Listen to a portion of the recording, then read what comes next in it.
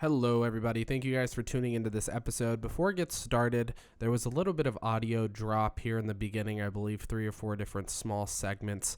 So just be aware of that when you're headed in, and I hope you enjoy this episode. All right, Chris. Yes, it's been a long time. It has. Too long. It's been way too long, that's for sure.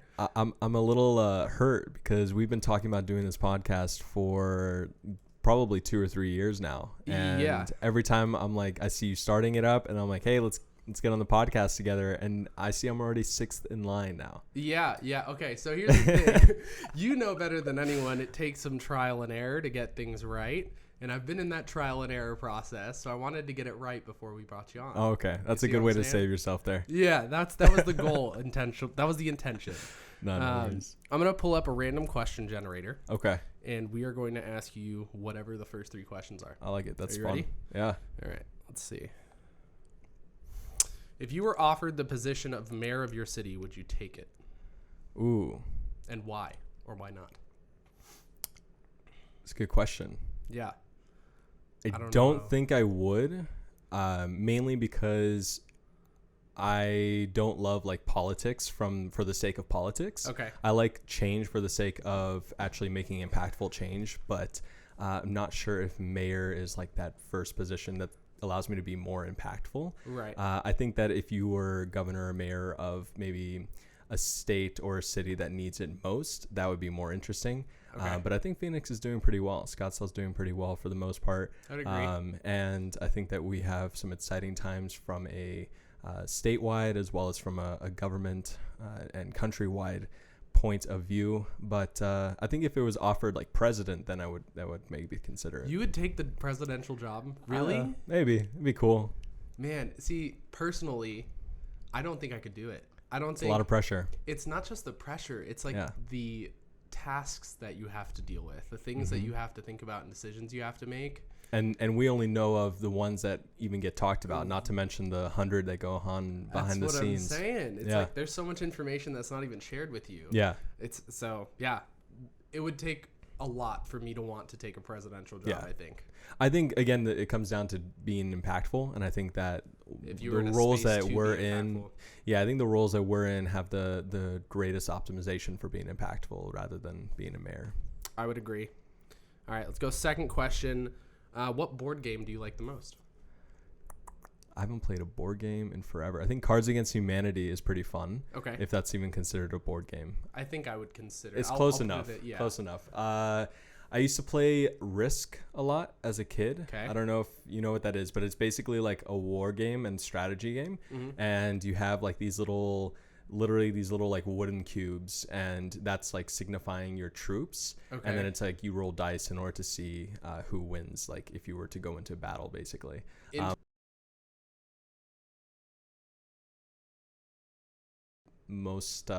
was most fun board game when I was a kid, at least. So I've heard of Risk. I've never actually played Risk. That was kind of like Monopoly. Like the first time I ever played Monopoly, I was in college.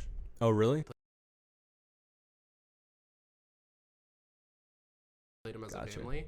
And then I got to college, and you have those board nights where there's no parties or anything. Right. Clue is a great game. I would agree on that. And Guess Who? Oh, yeah.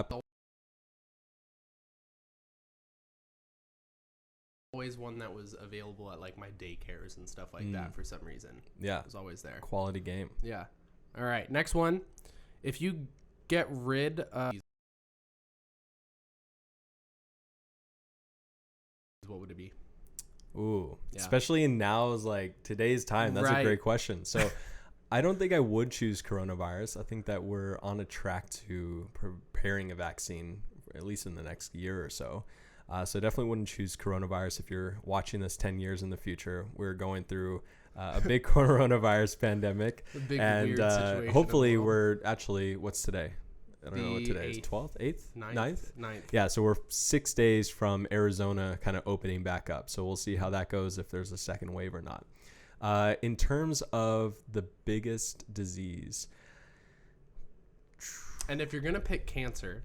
Does it have to be like an actual disease, or I was thinking like a mental like? Oh, I'm open to hearing that too. So I was gonna say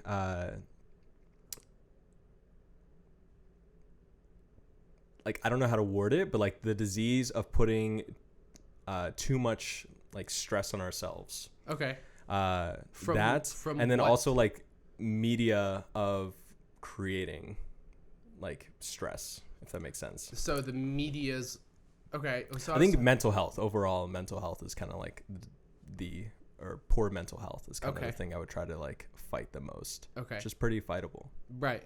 I mean, I was talking to my girlfriend about this last night. Yeah. Just to go off on a tangent. To me, it doesn't seem like the issue is that there's a lack of content. Mm-hmm. I feel as though there's a lack of exposure to the content. Yeah.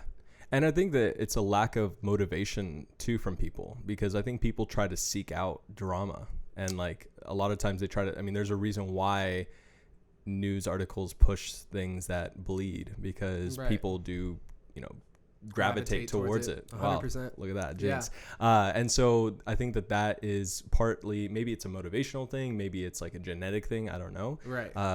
But there's something that goes along in our head where we're just like, ooh, that, there's a car crash there, let's see what happened, kind of thing. Right. So I don't know if that's media that is kind of like a chicken and egg situation, where media sees that people gravitate towards it, so they promote it more, so people gravitate more towards it, or if it's the vice versa. But it's interesting because a lot of me wants to say that it's conditioned, like it's from birth. We're just conditioned to be more attracted to those kinds of things, and the only way to figure out if that's true or not is by doing what would be considered an unethical science experiment. Yeah. And like isolating a child in a world of only what you would consider positive content. Yeah. And doing your assessment based on that, which I would be more than interested to see, but I don't think it'll ever happen. I don't think that living would allow it. And I don't think that living in a utopia is the right kind of path either. I think that we need to have balance. And I think that for every positive, there are negative things that are going to happen, but it's how you react to the negative that really matters. Okay.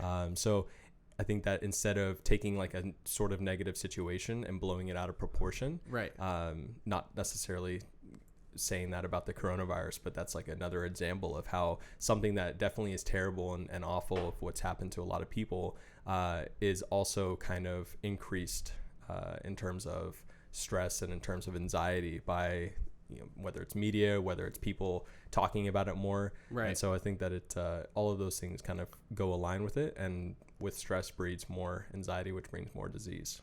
So then what would you say is the best way for us to solve the mental health issue in that sense then? Like what is a pragmatic approach to doing this? What is a practical approach to doing this? Because we hear theory all the time. Yeah. We hear people saying like, oh, if only we could do X, Y, and Z, then people wouldn't have X, Y, Z problems. Right. What can we actually do to start curing the world of its mental health issues? Yeah. That's a big question. Yeah. I don't know if I'm the best person to answer it, but since what's I'm your the only one here on it? Right. I think that okay, so I heard a thing the other day where we put like the most talented people into roles where they can't like maximize on their talents. So like like distributing capital, so finance, fintech, or like lawyers. Like we definitely need people to distribute capital in the world. We definitely need a lot of lawyers in the world. Right. But there's a lot of positions that aren't maybe being pushed as much. Okay. And maybe that is starting at education with teachers like being paid more. And so there's more emphasis on having more teachers that are able to help kids process through everything that maybe is negative or through everything that maybe is positive. So I think like the foundation needs to kind of be reinvented and be focused on a little bit more. I think for every person, like as an individual, you have to be self-aware enough to say, if there's something that's going to hurt you emotionally, definitely seeking help is the first response, and that should be the initial response. But I think that the issue with that is that people maybe feel embarrassed, or people think that people don't hear them enough, and so they're not going to understand where they're coming from. So I think that the more that we encourage that, and the more we create like an atmosphere where that's a positive thing to be a part of, that might help more of a treatment to poor mental health. Right. And then the foundation goes to creating more of like to use the term of like vaccine for poor mental health, if that makes sense. Or creating like immuneness to poor mental health. I don't know if that's the best way to describe it, but I think that it comes along where you have to start with the foundation, improve that first, and then you also need to have a treatment for there's going to be certain situations where we're just going to have bad days, and you're going to need to find a way to respond to that is in a healthy way and constructive and allows you to move forward. That seems like kind of, obviously I've known you for quite some time now. Yeah. And that seems like your approach to solving any problem. Yeah. That seems like your general guideline for approaching any issue that you have with business, with life, anything. I think that all problems in life originate with a core issue. Like if my let's say my knee hurts, but it's because there's an issue with my foot that's causing me to walk at a weird angle. It puts more pressure on my knee. Like there's a core to it that we're only seeing the results and the symptom of it. And you need to tackle the core first. And then you also need to find something to treat the symptom, which is maybe a knee brace in this case. And so I think with any problem in the world, like there's always going to be those core things that are have to be fixed on the foundation, and then there has to be a direct addressing of the issue at hand. Okay. And so we didn't even introduce you. Like, yeah, I think talking about where you develop that kind of a thought process is a really good segue into like what you do and how that's developed through time. Sure. So let's start with that. Where did you start to develop that kind of a thought process, and what has it led you to? So I'll give like my whole kind of family background. Yeah. So my family immigrated here from South Africa about 28 years ago. Okay. I was born 22 years ago now, and basically grew up in a family of entrepreneurs. Worked 16, 17-hour days was pretty normal for us. When I say us, like my family around me. Right. Obviously, I was a kid, so I was not quite there yet, but I was playing more video games than probably I should have been. Anyways, so I just knew that as like a normality. And when I was 3 years old, I was kind of quote unquote working. Okay. And then even at the age of 15, I was actually like getting working full time and so forth. At the age of 14, I got really invested into a sport called practical pistol shooting.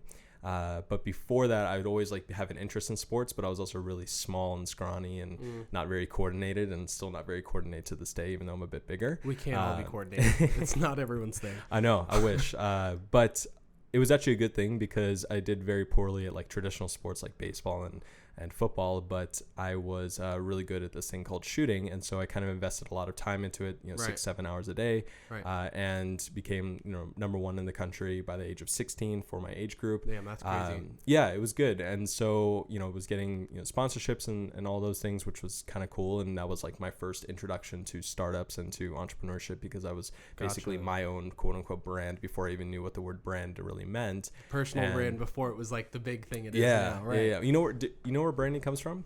Or branding? Yeah, the word branding. I don't. Do you want to? Yeah, so enlighten me. I think there's a lot of speculation, and I've heard like several different stories, but the earliest one that I can find is not like what normally people would think would be like farming and they brand the cows. Okay. But it's actually from whiskey barrels. So when they were creating whiskey barrels, they would brand the barrels because then they could get those barrels back, and then it would save them money on building more barrels. Interesting. Yeah. Do you know like how far back that dates to? Oof. I have no clue. Okay. It's got to be early 1700s or maybe even earlier you would before think that. so. But that's where the word kind of brand came back because they were literally branding things, branding their barrels. Very interesting. Okay, continue. So that was like my personal brand. So I was actually making videos back then. I was my first video, or not my first video, but one of like my big videos got like 25,000 views on Facebook, which I was like super pumped about at the age of 17 or so. Right.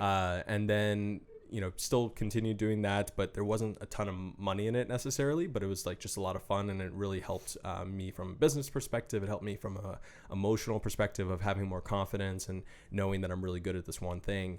And then really took a dive into entrepreneurship at the age of 18, went to ASU for entrepreneurship as a school, which definitely I could, people argue you can't go to learn entrepreneurship at a school, which I'm one of I those definitely people would. that argue yeah, that. and I'm completely understanding of the argument. I would agree with you on a lot of cases. Okay, but what I would say is that the advantage of going to college, and keep in mind, like my background is I'm actually very much against like traditional education as a core for most people. Okay. Because I think that there's a lot better ways that we can be educated, and I'm hoping with a lot of this like work at home kind of homeschooling type vibe that we're having right now that more resources come. Yeah, I think more resources will come to putting more emphasis on education and teaching kids how to actually learn and explore for themselves rather than being put into an environment where they're forced to, and there's not a lot of fun in that. Right.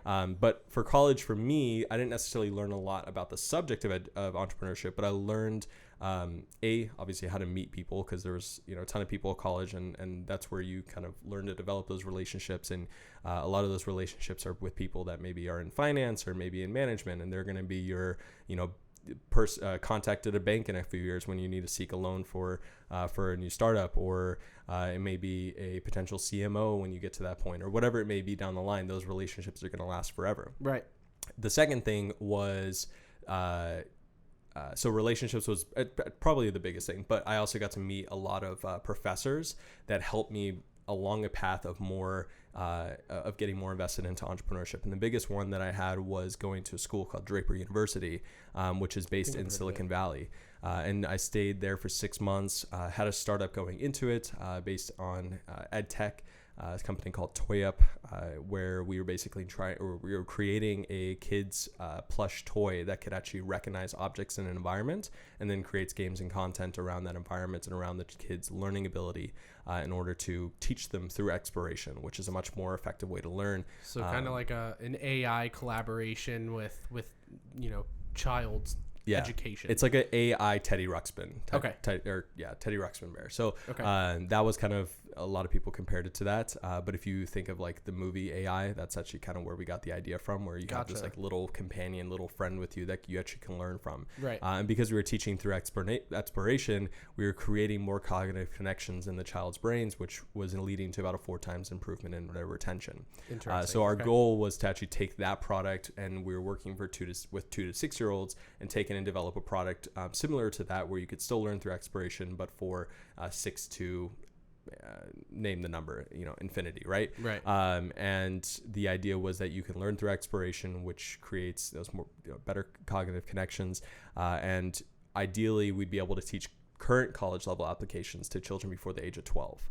Okay. Which was definitely a tall task to accomplish, and I still think that it's definitely possible. Unfortunately, we didn't have the resources to carry it through how we wanted, but nevertheless, I still think that that's an applicable thing, because our brain can process that amount of information at that young of an age. I just don't think the environment is conducive to it. Okay. What were we talking about again? Talking about your story, just general. Yes, we got to Toy Up, and we were moving to on. Toy Up. So you were at Draper. That was at Draper. Yeah, Right. That was my junior year, and came back. Just pursued Toy Up for more years. I pursued that until about last year. Okay. And also started working on the family business, which is a dog training school in Cave Creek, one of the largest in the country, and was really good for me, and is still really good for me, to basically test theories that I have of like how to actually operate a business, and then be able to use those theories with companies that I work with on my current company, Superhuman. From a marketing standpoint, or from everything, everything from actual like building systems and protocols, to building a system around hiring, to building a system on onboarding new hires, to marketing, to content creation, to literally everything down the line of what's needed to build a business. And so a lot of those systems that I've tested theories on for partners, I've brought into the ones that worked into Superhuman, which is my current company, the one that I run on the day-to-day now, where basically our goal is to be a growth and scale. And unfortunately, I don't love this word, but agency, because I couldn't think of a better word for that. Right. But basically, our goal is to help other businesses grow and scale using automation. And there's a whole bunch of different avenues of what automation means. Right. It could be literally something as you want to build a graphic for your t-shirt, and instead of you having to actually take the time to build out that graphic, you basically type into or email your graphic designer and say, hey, I need a graphic that looks like a pink elephant. Right. And then automatically you get a pink elephant. Right. It's not actually automatically, the person's doing it manually, but the fact that you didn't have to actually make that process essentially automates it. So streamlining yourself to focus on what you need to focus on in your business. But that's part is delegation, but delegation is a form of automation. And from delegation, you can go into potentially actually creating a product around that, where you can type in pink elephant and it comes up and think exactly what you wanted it to be. Right. So there's like different forms of automation and so forth that we work with companies to basically just figure out the process of what form of automation they need that's going to be best successful for their task, and then put that into implementation depending on how much budget they have and stuff. Okay. And how many people are you servicing right now? If you don't mind me, since like, we if you're started, okay sharing that kind of stuff. Yeah, since we started, we have 50 plus clients. Okay.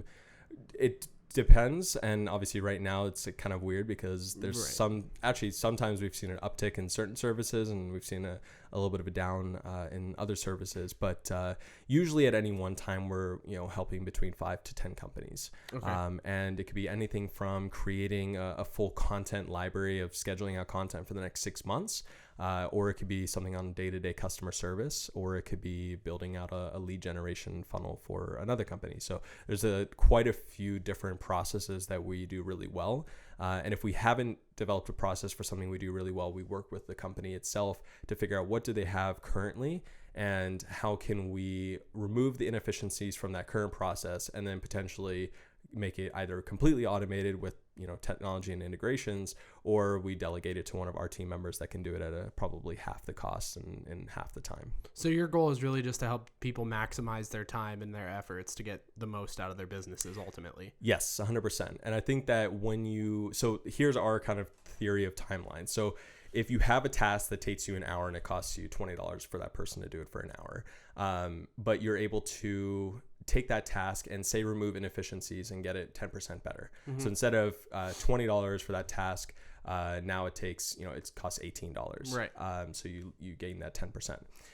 Now you have $2 more you can reinvest back into customer experience, but that's only by removing the inefficiencies from that task. If you remove the inefficiencies from that task and make it simple enough that anyone can do it, then one of my team members could take it over and do it for $10.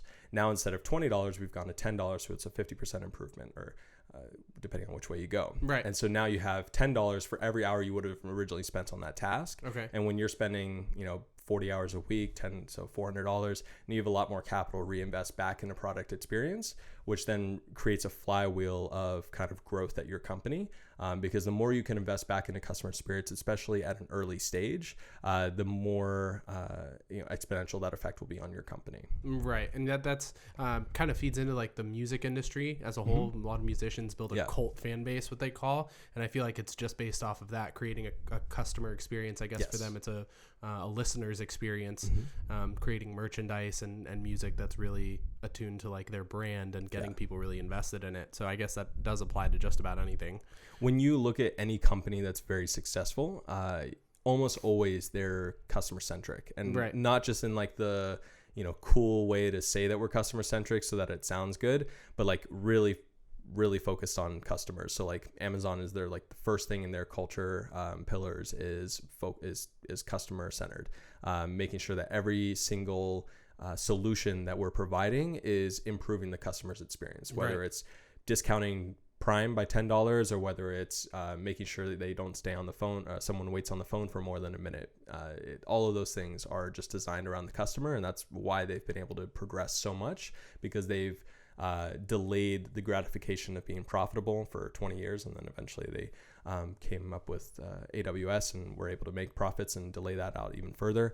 But at the core to their day today, even I think a week ago, Jeff Bezos just said like, we've increased I think they increased their sales by like 50%. And that's for that company is like insane, right? Right. Over the previous year. Maybe don't quote me on that number. It might have been less. But instead of him saying to his shareholders, awesome, we're going to pull in $10 billion in profit, you guys are going to get a big fat check at the end of the day. They're going to reinvest it back into whatever it may be down the line that they're working on.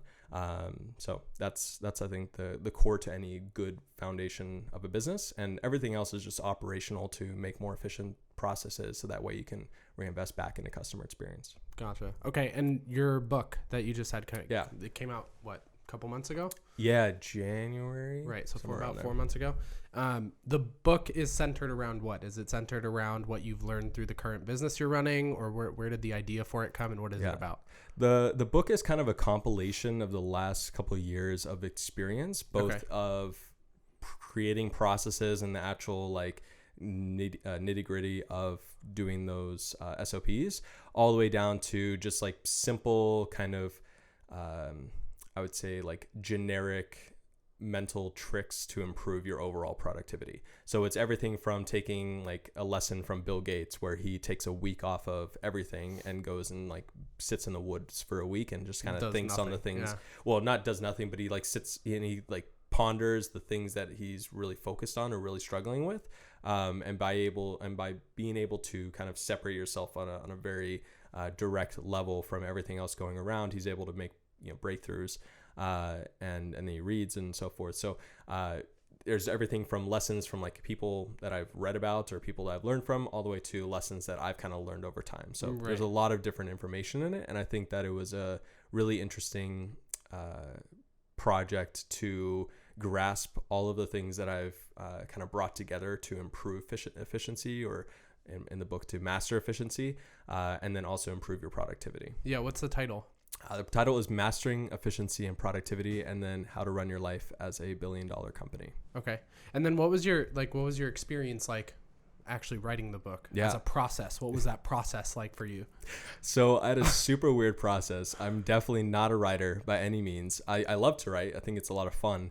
But I wrote that book, I would say 50% of the book I wrote literally from my phone on Google Docs. And I would say 20% of that I wrote literally in like a nightclub.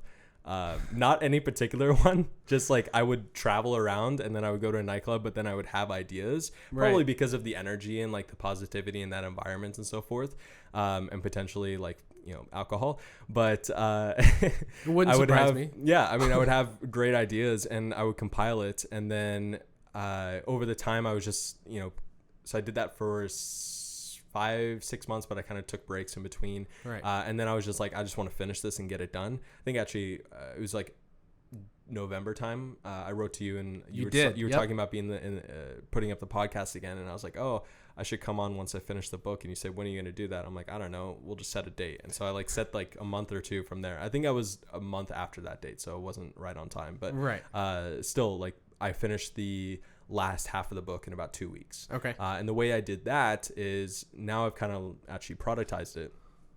Basically, I took all of the research that I had done on the different types of efficiency improvements, on the different types of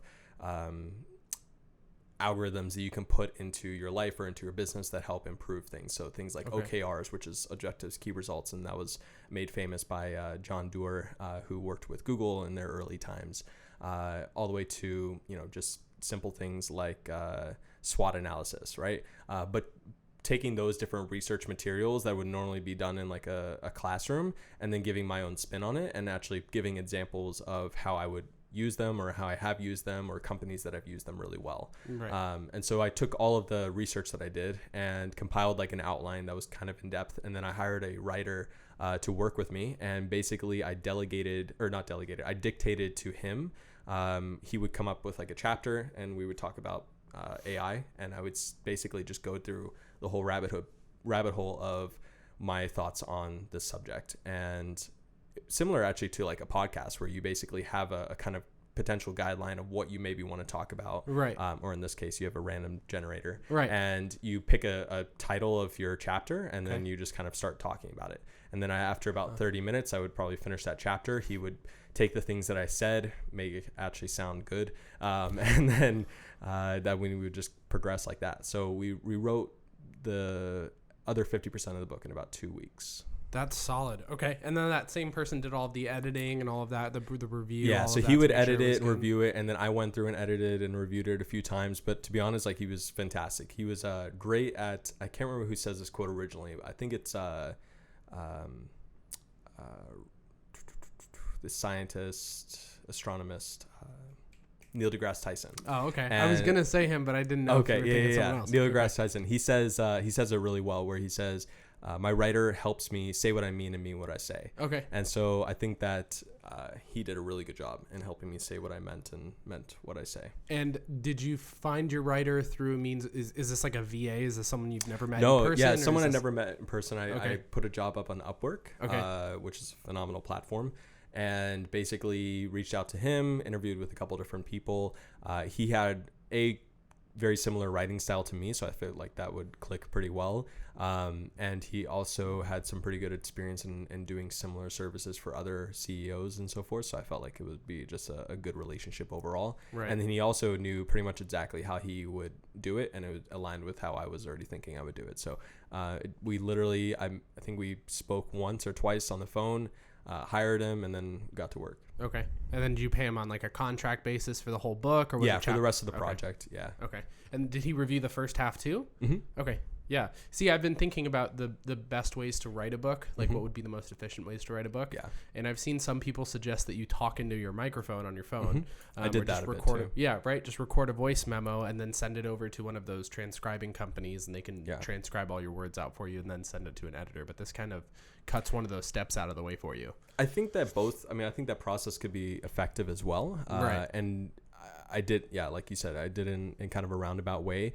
The thing that I think helped when I was actually speaking with him rather than just sending a voice memo is that there was times where I'd be like, I'm not sure how I want to say that. And I would kind of get the meaning across, and then he would help put it into an eloquent way. So that was really helpful from having that kind of back and forth. And that's what was going to be my question. So was he prompting you? Was he asking questions to get you to explain things better? Or was it strictly you speaking to him about the topic? It was mostly me speaking to him on the topic. Okay. But he would say, we're going to cover this. And then there'd be times where I'm like, I would ask him to like look further into my research and just come up with a few more points that we can talk on, just mainly for depth of content. Right. And to kind of extend out what the chapter, or extend how you were explaining it. Okay. That does seem like an efficient way to write a book for sure. Yeah. So I've actually like productized it in a way where I've had a couple people we're working with potentially be able to write a book for them. And basically our process now is we'll do a lot of the research for you. So you'll pick a topic, whether it's how to start a clothing brand, and basically look up all the research that is there to do that. Put together an outline of maybe 10 to 15 chapters. Okay. And then each one of those chapters really have you speak on it as the professional in the space or the expert in the space. And then you dictate to an editor reviews it, puts it and compiles it. And then we actually have a narrator as well come on and then read it for an audiobook. And then you're operating through that through your business as well, that whole process. Okay. Yeah. We'll have to talk personally about that. Yeah.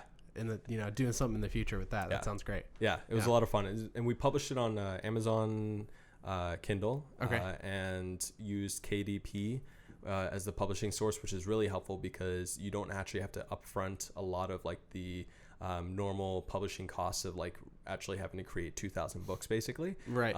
So there was like most publishing houses, you have to guarantee that 2,000 books or more will sell depending on how big you are. So that can be like $4,000 or $5,000 just for the books. So with KDP, you literally upload a digital copy, and then every time someone orders it, that copy is printed and given to them. So you lose a little bit on the commission side. I think at the end of the day, with the cost of the book and then their commission for hosting it, I think I was getting about 40% on every hard copy sold, and then about 70% of every Kindle copy sold. I feel like the value in that isn't what you're making on the books, though. The value in that is definitely, elsewhere in building your brand 100%. And being able to position yourself as an expert. So 100%. I think it's very, you can liken it to the print-on-demand model for a lot of clothing companies. Mm-hmm. And I feel like that's definitely, for example, print-on-demand for clothing, great way to get your brand out there, great way to get people wearing the clothing and having it. It's low cost. Relatively, for example, if you're taking the t-shirt at the cost they're giving it to you, right, $18 printed and then marking it up to $20 or $22, you can get stuff out there branded pretty cheap and get the logo out, get it 100%. Aware people are seeing it, but it's not the most efficient way of making money for your business, depending on what you're optimizing for. If you're optimizing for profits, then it's probably not the most efficient.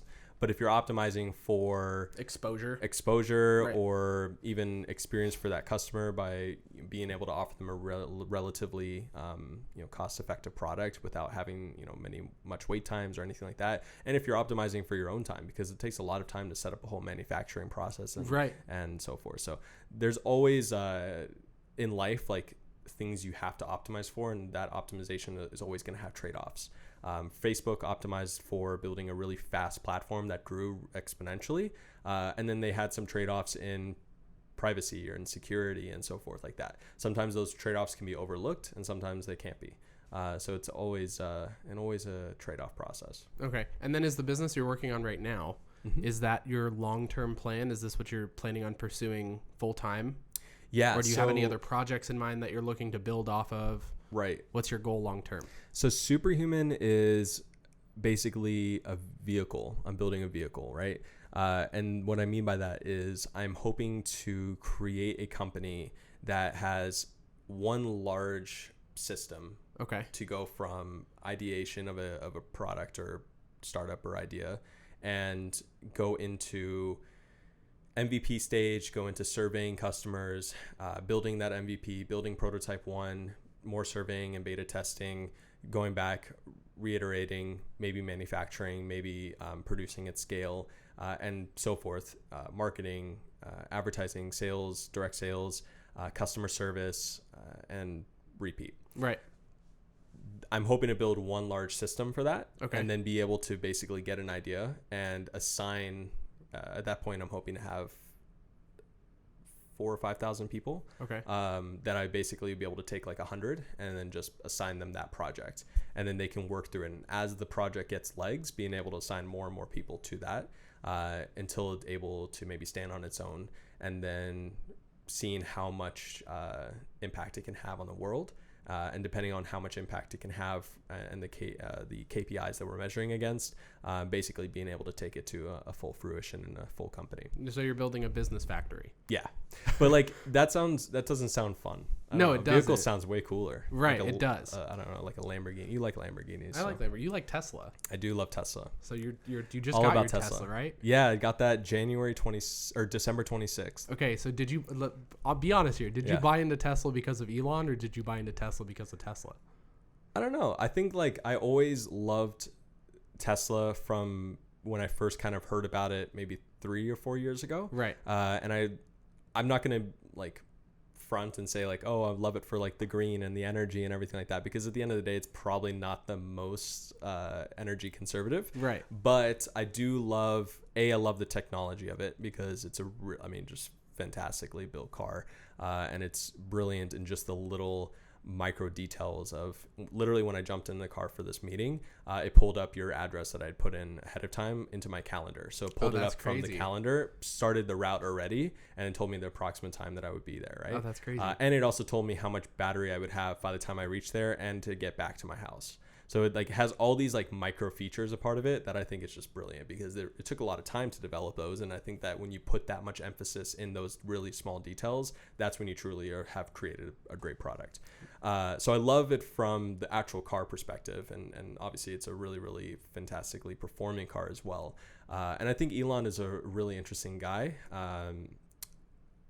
Yeah, I mean, I love. He's not the best speaker, actually. So he's really not. I've listened to. I was actually just listening to him on the way here because he just did a podcast with Joe Rogan. Yeah. I watched that last night. Oh, really? Yeah. I'm about a third of the way through it. So it's funny. I was thinking the same exact thing as I was watching it, like listening through. I was like, this guy's really not that good at speech. Like he's not very good at articulating his thoughts, right? Correct. It was interesting to me because he's still one of those people that people love to listen to. So continue. I think that goes back to kind of his demeanor, audacity. Okay. Yeah, he's very audacious, right? So he wants to put people on Mars. Right. That's always an idea that people can get behind, whether or not they agree with it or they don't. They're always going to like want to be along for the ride to see what happens. So I think if you make bold and audacious achievements in the world and acts to achieve other things in the world, then you're always going to have people watching, whether they hate or not. Right. Yeah. Speaking of that, 6ix9ine, did you hear all of everything going on with him? I didn't. The last 2 days? No. So yesterday he released his first song since he got out of jail. And he's not, I believe he's still under house arrest, or he's some sort of agreement that was made with the court where he's not in jail, but he's still technically incarcerated. Yeah. And he released his first song yesterday, and he did an Instagram Live. His Instagram Live broke the record for the most number of viewers. Interesting. Which was, he got over 2 million viewers on his Instagram Live. And his music video that he released yesterday did something like 40 million views in 24 hours, 48 million views in 24 hours. And whether they hate or not, it grabs attention. I was talking about this earlier today. It's like he does things in such a brash way that people have to look. In a majority of cases, majority of people who are into hip hop and music and whatever, whether they like the guy or they don't, right, they're going to look at least once. They're going to pay attention at least once just because of how brash he is. And again, whether you hate him or not, he's still grabbing all of that attention. And like we were talking about earlier with the way media tends to push things. Yeah. Again, is that media? Is that the culture of media pushing that onto us? Or is that the media itself grabbing the attention for it? I think it's a combination of both. I think that people, unfortunately, there's some people that take those same audacious comments and you know, whether it's true or not, put it out into the world. They try to realize them. Yeah. And so people follow along because that's whether you want to be that person or whether you're trying to find something maybe in like your own insecurity that makes you like, oh, I want to like do what he's doing. Or maybe it's just for like this pure entertainment value. One way or another, you're getting eyes.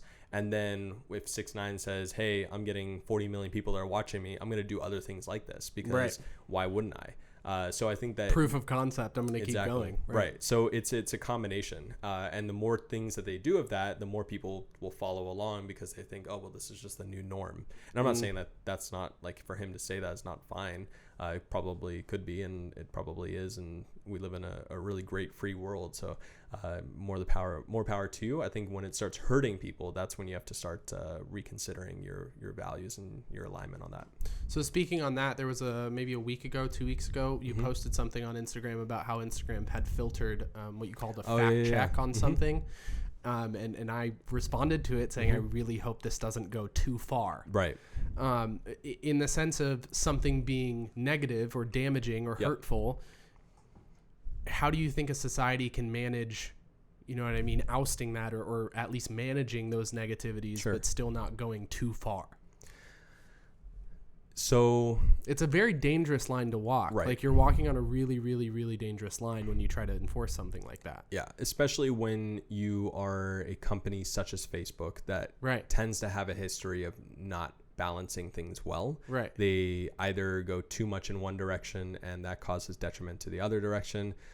For instance, in this specific case, it could potentially be someone looking at it from a conservative point of view and saying a liberal company, largely liberal company that's based in California and has a lot of people that work for it that hold a certain amount of values.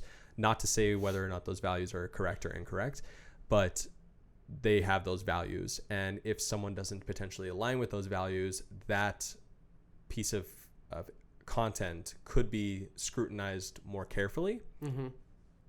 Even at the minimum of scrutinizing it more carefully, you're already showing bias. Right. Because if you do scrutinize something more carefully, you can possibly find something that's not quite right in any article and then potentially remove that content. And it could be a good thing. It could be something that is completely wrong, or it could be potentially a bad thing where if you don't scrutinize the other pieces of content that could have the same percentage of incorrect information, that could slip through the cracks.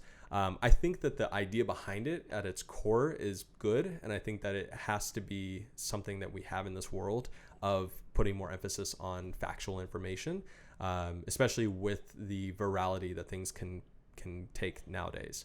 The way that it's done, though, is definitely a very tricky process. And I think that it has to be potentially done by more of a third party, which they are using a third party. So there is that aspect to it. And 100% they could be doing every bit of due diligence that they should be. And I haven't invested enough time into researching it enough to really comment on it further. Right. But I think that it's definitely an interesting place that we're going. I think it's a place we need to go on some sort of level. Just like I think that we need to be having more of a conversation around AI and where that can potentially lead to. Does that mean we can stop it or should stop it? Probably not. But that means that everyone needs to have a seat at the table so that way we can get a good picture of what impact this is going to have on the world and a bunch of different cultural values that people hold. Right. Where do you think AI is going? What do you think the first implementation, like major implementation of AI is going to be in our society? Oh, we've already beyond what we see. Yeah, beyond because what we see. Because we interact with it like every day, literally every moment of the day, almost 100%. So Because right now it seems like voice is kind of what's taking over as far as having Alexa and Siri, and automating things through voice has been the big AI jump that we've seen in the last, 5 years it might be. I don't know the timeline exactly, but where do you think it's going from here? What's the next big development in it? I mean, everything's going to most likely contrive from military purposes. So AI is most definitely being used very heavily on a military basis that we aren't seeing yet. Whether or not that comes more towards society or doesn't, or how long it takes to do that, I'm not exactly sure. I think that AI is a process that people tend to be afraid of due to potentially media, again, hyping it up and putting anxiety around the subject. There's a lack of knowing too. There's a lack of knowing that creates fear in it as well. But lack of knowing is a lack of motivation to learn. Okay. And also, like I said, it's more fun to dramatize an AI cyborg taking over the world than it is to talk about all the benefits that could possibly lead from it. Right. Just like it's a lot more interesting to watch potentially an AI take over all, driving and put 40,000 or 80,000 truck drivers out of a job. Right. That's a good way to dramatize it. But then let's also discuss how that can improve society and how that can improve a system of supply chain or everything else down the line.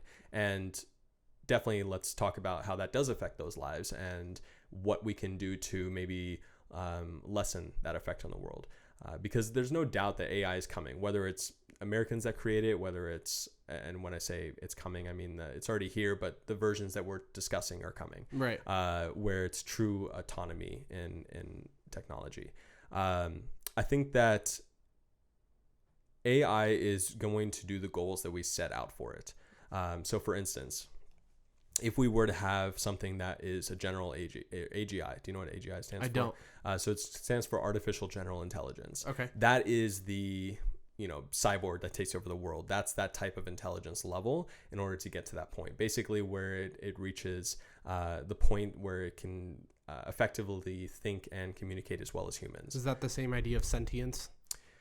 Or is that a different concept? I think that they're all aligned with, they're all aligned with similar concepts. I don't remember the definition for sentient offhand, but it is that kind of similar concept. Yeah, it's all of that alignment. So there's a point of, now I can't think of it offhand, not synchronicity.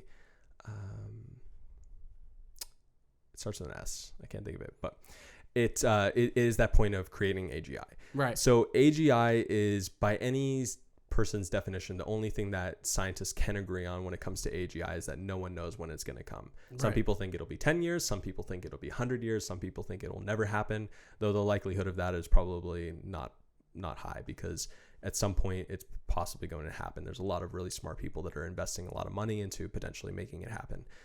So if we know that it's going to come, we need to set goals in place that align with the world's values, not just Americans' values, not just Russians' values, Chinese values, whatever it may be. Those are the superpowers that are potentially going to create it, but the actual world's values, because it's something that will truly affect the entire world as we know it. Right. Whether it's for the good or whether it's for the bad is all a matter of what goals that we set in place for it. Now, goals can be something as simple as, if I tell my computer to move an image from here to there, it's going to do that really easily and effectively, because it's just moving a little bit of bits from this file to this file, and it's really not even changing that much. But for AGI, a goal could be, make sure humans are happy all the time. And it could, or make sure that the human race survives, right? That sounds like a good goal. Right. We want to survive. But if that artificial intelligence takes that goal and says, okay, well, I need to make sure humans survive, and I know that the only way that they're going to permanently survive is if I put them in a state of comatose for the next thousands of years. Well, that's probably not aligned with the things that we want from a day to day, because I don't know about you, but I don't prefer to be in a state of comatose for endless amounts of time. Yeah, I'd prefer not. Yeah, so all of those values, and it definitely, you can get down the rabbit hole of like, oh, well, there's going to be an issue with anything we align with. And so that is a conversation that needs to be had. And I don't think that anyone has the exact right answer yet. And that's why we need to discuss it more. especially while we can still discuss it, because AGI is not going to be something like nuclear technology where it's really costly to create and it's really costly to maintain, and there's only a few groups of individuals that can actually do that effectively. Artificial intelligence can be on a piece of computer that costs a couple $1,000, right, and all of a sudden it's released to the world, and now we have a switch that can't be flipped back off again. Right. And again, I don't say that to cause hysteria around the subject. I say that to bring a level of respect to the subject. Okay. And then, so what I hear most commonly spoken about when it comes to AI is that unskilled labor, unskilled work, quote unquote, is the first thing to go once AI kind of gets its feet. Yeah. Do you think that has a negative impact on society in general, on people in general? Because if you think about it, vast majority of the workforce is considered unskilled labor. And when you say unskilled, you're talking about like warehouse jobs, manufacturing jobs, right, things like that. Okay. Yep. So funny enough, it's actually the opposite. Typical like white collar, if you think about it, like already it's happening today where there's analysis on stock markets where you're going against artificial intelligent trading. And those things are already removing a lot of typical stock traders from the equation. Right. So if anything, technology is actually more swayed to remove very high skilled jobs first. And the reason why is because usually high skilled jobs take a level of experience, but usually are fairly kind of repetitive in nature. Okay. And when you are competing against yourself that can only make a few decisions at a time compared to a computer that can make millions of decisions at a time, there's not much competition that you can put in there, unfortunately. Now, the key about AGI is that it is general intelligence. Right now we have narrow AI. That's where Alexa can talk to you and can comprehend a sentence that you're saying and then predict, because it is prediction, what you're meaning by that. So if you tell me, get me a drink from the refrigerator, there's a lot of generality that can be in that. It could be a glass of water, it could be a cup of coffee, it could be a can of pop. And I just have to make the best prediction on what you meant in that moment. Computers are not great at making that prediction. So they need a set of parameters in their current state in order to make that operate within. Yeah, right. Effectively. Otherwise they get errors. And so when you have humans are really good at a lot of different things. Sorry, they're decent at a lot of different things. Narrow AI is extremely good at a few single things. Right. Exactly. So you can train an AI to be very, very good at playing Go, which is a game that they did a test on with Google's AlphaGo program. Okay. And they beat a human that was a world champion, right? But that same computer, if you put it up against a kindergartner playing tic-tac-toe, it probably wouldn't win right away, which is absurd if you think about it, right? But as a human, we can easily, change tasks relatively effectively. And when I say relatively, it means probably not that effectively, but compared to the current computers that we're going up against. Right. Just like if a calculator can add and multiply much faster than I can, but if it tried to play tic-tac-toe, it would also be very bad. Right. Because it's not meant for that. Right. So going back to workers, there's a lot of actual difficult intelligence that's involved in like picking up a box and moving it to another location and putting that box down, or picking up a glass and putting it down somewhere else. Like, you wouldn't be surprised, but there's so much that's involved in that process that's actually very, very difficult to replicate, and to the point where they haven't effectively replicated it yet.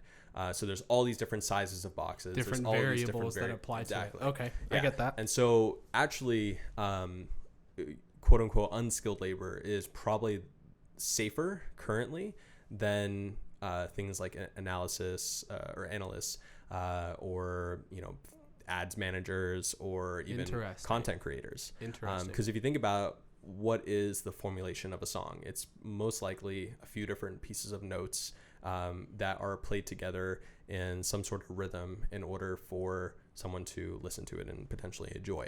But even EDM doesn't have that much variation, right? If you really get down to it, like there's maybe a few hundred different variations, but that's not that much when you consider what a computer can actually do. And if you take a song, here's how I think like they'll actually create AI songs at scale.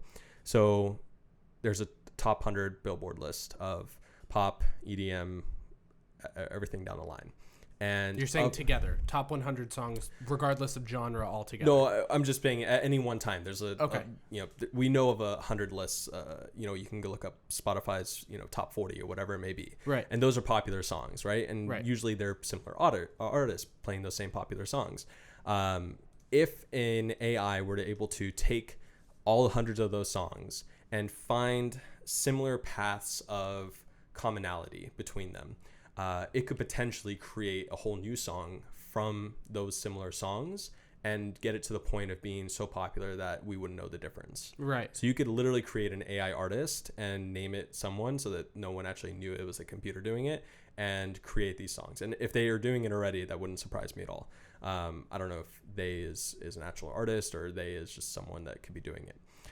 Because I've heard time and time again, like even the most popular pop songs are played with the same four chords. Right. I've heard that too. Right. So like there's not that much combinations that really can go into something before it sounds good.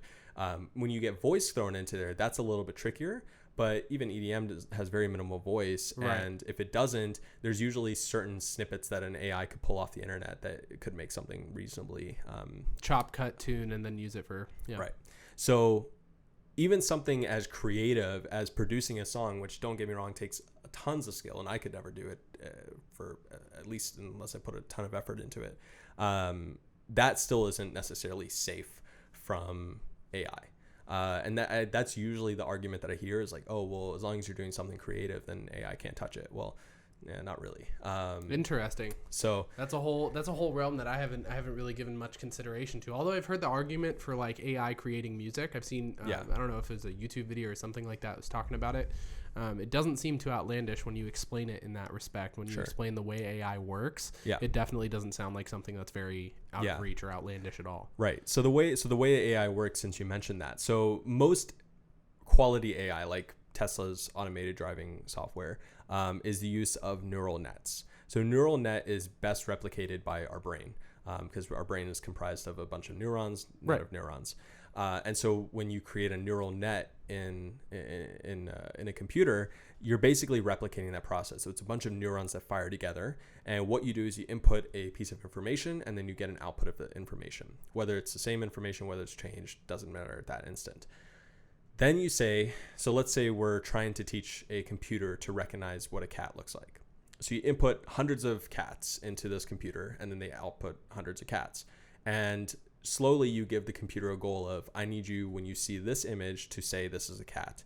And so you input hundreds of cats, you input hundreds of cats, and then you input a dog in there. And then it's going to say, okay, well, here were the differences between the dog and the hundreds of cats that I've seen. And then you input more dogs and more cats and so forth. And then eventually it comes up with a set of parameters around what it knows to be a cat and what it knows to be a dog. And then eventually you give it an actual picture, or you let it take a brand new picture of a dog or a brand new picture of a cat. And then it says, this is a cat or this is a dog. And you basically say if that's correct or if that's incorrect. And then it adjusts its algorithm based accordingly. It's like very similar to classical conditioning theories. 100%. Yeah. And so exactly how our brain works. It's like a neural net. So our brain basically says, if I'm driving down the street and I don't know what a pothole looks like before I've gone over one, and I hit that pothole and my car jolts and it gives me a bit of a shock, I know that wasn't a pleasant experience. In the future, when I see something that looks like a pothole, I'm going to avoid it. Right. So it's similar to when AI works, at least in its current form, especially when using neural nets. So if I were to input hundreds of different songs and then it exported a song, and I could basically definitively say that song is good or that song is bad, or that song, if I were to give it a probably better scale, is that song's 88 out of 100 and it needs to be 100 before we would be willing to release it. It could then change a whole bunch of different things. We input more songs, exports another song, we improve just continually changing those different variables until it finds the right. Okay. It already is actually doing that with, like I saw a website that has like tens of thousands of images of models that aren't real people. And what it basically did is they inputted probably millions and millions of images of people, and basically had it create its own images, and then based on the images it was creating says that looks like a person, that doesn't look like a person. And its goal was to create a whole new image that looked like a person. Right. And eventually they were able to do it, and now they're able to produce images and models at scale. That's interesting. And Models they can do like that like people, full body or just like facial? I saw at least shoulders and above. I think they had full body too, though. That's interesting. I feel like that's going to be a weird way as that comes to scale and we see that being. Do you think there's actually a use for that in the market? Well, there's a use from the efficiency of not necessarily needing to hire a model to take a picture. I think that's like the most direct use case. Right. From the malicious point of view, you could do things like deepfakes. Have you heard of deepfakes? I've seen actually a lot of really good. Do you know Corridor Crew on YouTube? I don't. They're the ones that did that Keanu Reeves deep fake that was really? like super viral, and they've done quite a few deep fakes that are really believable. Right. And so that's a malicious or potentially malicious. Potentially, right. Yeah, it could be entertaining. You could make something that like doesn't look like anybody do the most random things in the world and create a viral video, and that's cool. Right. But it could also be potentially malicious if you're using a real person and you're using a likeness of a real person to do things that are unsavory. So I think that there's always good and bads. Like we said, there's always going to be opportunities and trade-offs. For this type of technology specifically, I think that it could potentially introduce a lot of new creativity in the world, and it potentially, just like other parts of technology, could give access to people that normally wouldn't be able to utilize that to be able to access it. Right. I'm curious to see how it affects the whole body positivity or body image issues that we see. You know what I mean? What kind of effect is AI going to have on that kind of a thing at the end of the day when people start developing, like kids start seeing images of people that don't actually exist? How's that going to end up affecting them long term? I mean, technically, we already do see images of people that don't exist because they're so heavily edited. Right. I guess that's a good point to make too. Yeah. So you're a very well-read person. Yeah, that's something I really admire about you. Just because like it doesn't matter what the topic is. It seems like you're interested in just knowledge and information in general. And to me, it seems like that's because you find a way to apply whatever you're learning about, whatever you're reading about, in some form or fashion. Some key concept from what you're learning about always applies to what you're doing. You'll find a way to make it apply if it doesn't immediately. So with that said, I want to know what some of the most influential pieces of reading that you've done in the last couple of years is, and why. Maybe like the one most influential book that you've read in the last couple of years. Yeah.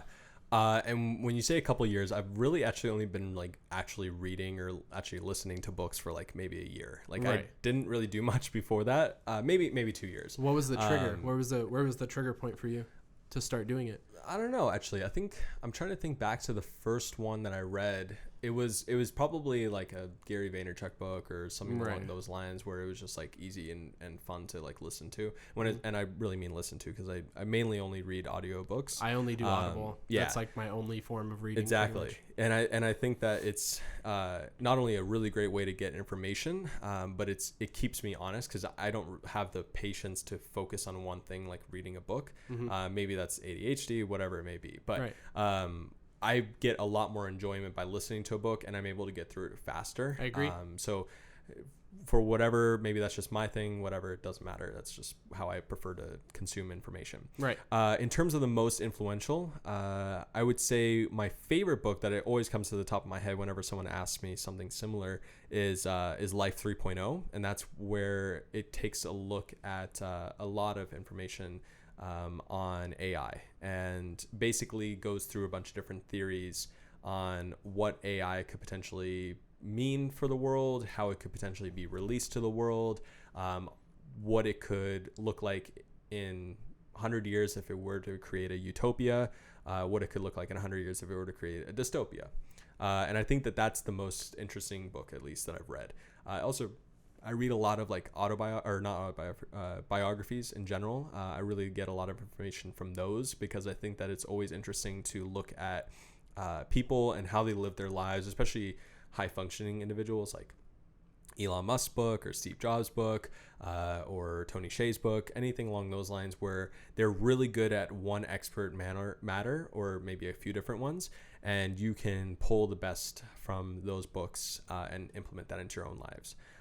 And then I love podcasts for that same reason, because you Right. essentially get to sit down and listen to and learn about someone for an hour where you would normally never have access to that person. If you really think about, like, that's the beauty of podcasts and books, is you get their best information at that time, and probably what they, you know, have a very deep experience with, but you don't have to spend every moment with them for their lives to actually get that information. And I think that that's really powerful, because I would never be able to speak to Steve Jobs, but I can read his book and learn a lot about him through that. Right. And one of my things about podcasts, too, since you bring it up, is that you're getting to listen to people go through the thought process too. Mm-hmm. I'm super interested by the way people come to conclusions, Right. and listening to them speak about something is a great way to understand how they go through the process of understanding. And that's not something you really get with books, at least not in a lot of books. A lot of the nonfiction books that I read kind of just jump to the point, and then they give a basis afterwards, a kind of an example or anecdotal experience, whatever it is. Whereas with a podcast, you're really listening to someone go from A to B or A to Z, right, and go through the process of how they learned it or how they came to the conclusions that they have, which a lot of the time is a lot more beneficial, if you ask me, versus, you know, what you would get from a book. Yep. I could see both sides of that. I think that books are a great way of getting very, very deep into a subject matter and getting all the best parts of it out of it, rather than a podcast. I think there is a little bit of fluff that could be sometimes avoided, but of course, like, that's going to be in any conversation you have with someone. Factor at the end of the day, right? You want to stay interested. Same with, like you're saying, conversation. You'd want to stay interested in a conversation you're in too. So that explains that for sure. Okay, we're at an hour and 5 minutes. Oh, there you go. Time flies. Yeah. Before we sign off, I want to ask, is there anything else, any pressing topics you want to talk about relative to the global situation right now, relative to, like, personal things, business, anything, any pressing matters? Yeah, I think that it's really interesting the time that we're in today, not because of the pandemic, which is a very strange case. Unprecedented even for people 80 years old. Right. But for us as a generation, you know, we're roughly the same age. This is really our first look into the world when it's experiencing catastrophe. Right. And being a part of that world, as opposed to when 9/11 happened, or when the 2008 crash happened. We were kids and we understood what was happening, but we didn't really have a great effect on it as we do today. We weren't involved in society at the time enough for it to matter. Yeah. Right. And so not only is this unprecedented for the world, but it's unprecedented for us. But I think it's a really good look at, and I think that we need to document very heavily what we're doing today for when this hopefully doesn't, but most likely will happen, something similar in the future, whether it's a pandemic, whether it's an economic crash, whether it's whatever. The world has fluctuations to it, and there's times of greatness and there's times of not so greatness. And so we should expect that to happen, but not fear it happening, just be prepared for it to happen. Right. And Superhuman, kind of, actually, when I first came up with it a year ago, I was like, hopefully I can get enough this is terrible. Hopefully I can get enough cash built up so that when inevitably the next crash happens, I'm able to maximize that, whether it's capitalize on it, whether it's capitalize on it or you know, whatever it may be. Right. And I don't just mean to prepare for something to purely capitalize. I mean to prepare for something to be able to have an impact. Maximize the impact that you can get from it. Yeah. So whether it is you start your own company and in 5 years from now there's an economic crash, and instead of not being prepared for it and not having money set aside to get through that rainy day, you can be prepared for that because you know that it's a possibility. And as much as we want to live our life in rainbows and sprinkles, which is what I kind of talked about in the beginning, we should still be prepared for when things don't go perfectly. So that's one thing that I want to definitely pull away from the global experience that we're having at this moment. And then I hope that when people are looking at and dissecting and debriefing of what is happening currently, when it all does blow over, because eventually it will pass, and we'll be better of it. I hope that more people are inspired to get into fields like biotechnology and to get into fields like that will truly have an impact on the world, and not just simply put more money in your pocket type of thing. Because I think if you do pursue something with a passion, inevitably money will come from it, whether it's enough to just make you live a happy life or whether it's enough to, give you extraordinary amounts of wealth and generational wealth. That doesn't necessarily matter as much as that you are happy doing it and that you're passion filled while doing it. Right. So you asked earlier, one of the projects that I really want to get into is genetic modification. Mm-hmm. And I don't know when I'll do that. Maybe it's 5 years from now, maybe it's less, maybe it's more. But it's something that I think is really interesting from a point of view of being able to, whether it's remove diseases from the world or whether it's create, a little bit of a better solution to the bodies that we have today. I won't get too much into that topic because it's a really long-winded rabbit topic. hole. Yeah. Right. And so from my perspective, I think that there's a lot of positive that can come from it, whether it's removing, illness and diseases that can be removed with genetic modification. And so it can have a huge impact that way, or whether it can make us slightly more intelligent and be able to have more impact on the world. Right. All of those things are definitely possibilities. And a lot of that does come from biotech.